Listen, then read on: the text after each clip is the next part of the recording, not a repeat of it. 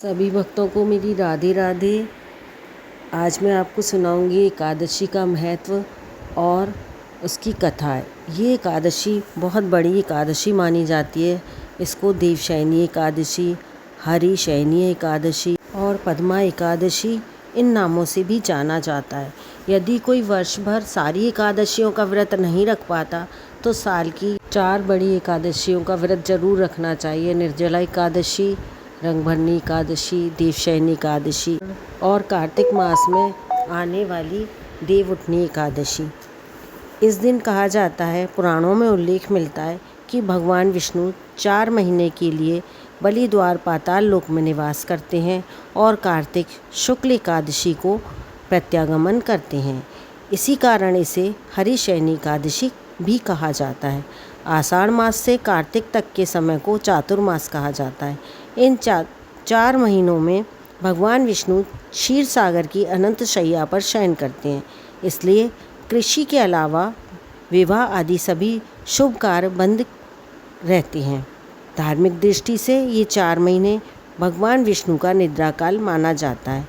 इन दिनों में तपस्वी एक ही स्थान पर रहकर तप करते हैं और इन दिनों की गई पूजा, व्रत आदि का विशेष फल प्राप्त होता है, क्योंकि इन 4 महीनों में भूमंडल के समस्त तीर्थ व्रत में आकर निवास करते हैं।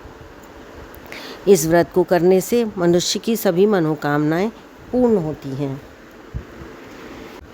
धर्मराज युधिष्ठिर बोले, हे केशव, आषाढ़ शुक्ला एकादशी का क्या नाम है और उसमें किस देवता का पूजन किया जाता है, इसकी विधि बताइए। श्री कृष्ण कहने लगे, हे युधिष्ठिर, एक समय नारद जी ने ब्रह्मा जी से यही प्रश्न किया था। तब ब्रह्मा जी ने उत्तर दिया, हे नारद, ये एकादशी पद्मा नाम से भी विख्यात है। इस एकादशी का व्रत करने से समस्त पाप नष्ट हो जाते हैं। जो व्यक्ति इस एकादशी के व्रत को नहीं करते वे नरकगामी होते हैं। इस व्रत के करने से भगवान विष्णु प्रसन्न होते हैं। अब मैं तुमको इसकी पौराणिक कथा कहता हूँ, ध्यानपूर्वक सुनो। सतयुग में सूर्य वंश में मानधाता नाम का एक चक्रवर्ती राजा था। वह सत्यवादी और महान प्रतापी था। वह अपनी प्रजा का पुत्र की तरह पालन किया करता था। उसके राज्य में कभी अकाल नहीं पड़ता था। एक समय उस राजा के राज्य में 3 वर्ष तक वर्षा नहीं हुई, जिसके कारण अकाल पड़ गया। प्रजा अन्न की कमी के कारण अत्यंत दुखी हो गई। एक दिन प्रजा राजा के पास जाकर प्रार्थना करने लगी, हे राजन, समस्त विश्व की सृष्टि का कारण वर्षा है। वर्षा के अभाव से राज्य में अकाल पड़ गया है और अकाल से प्रजा मर रही है। इसलिए हे राजन, कोई ऐसा उपाय करिए जिससे प्रजा का कष्ट दूर हो।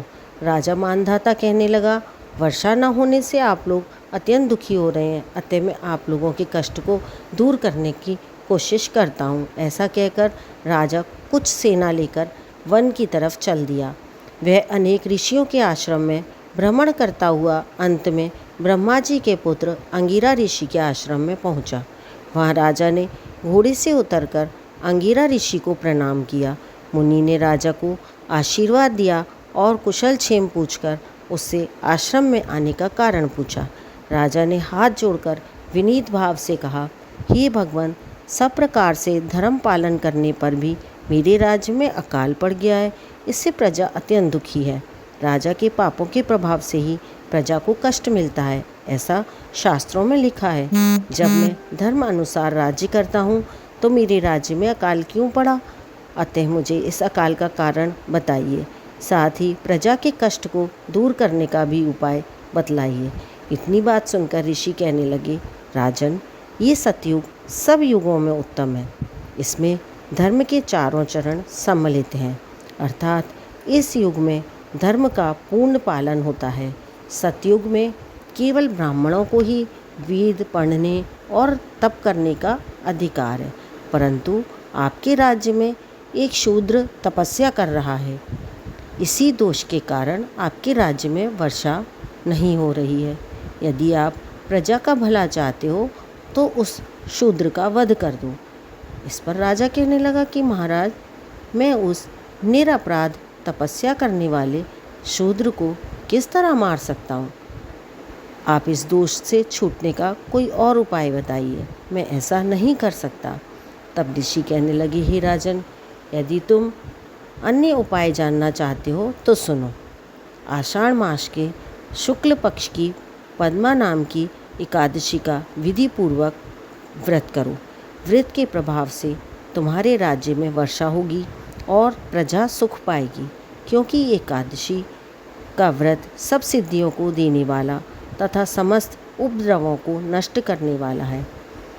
इस एकादशी को देवशयनी एकादशी भी कहा जाता है। इस एकादशी का व्रत तुम प्रजा, सेवक तथा मंत्रियों सबके साथ करो। मुनि के इन वचनों को सुनकर राजा अपने नगर को वापस आ गया और उसने विधि पूर्वक पद्मा एकादशी, देवशयनी एकादशी का व्रत किया। इस व्रत के प्रभाव से राज्य में वर्षा हुई और प्रजा को सुख पहुंचा। अतः इस एकादशी का व्रत सब मनुष्यों को अवश्य ही करना चाहिए। ये बहुत अधिक फल देने वाला है। ये व्रत इस लोक में भोग और परलोक में मुक्ति देने वाला है। इसकी कथा को सुनने ही मात्र से मनुष्य के समस्त पाप नष्ट हो जाते हैं। इस दिन किशमिश का सागर लेना चाहिए। व्रत में किशमिश, फल, दूध, मिठाई आदि लिए जा सकते हैं। बोलो विष्णु भगवान की जय, एकादशी मैया की जय, लक्ष्मी माता की जय।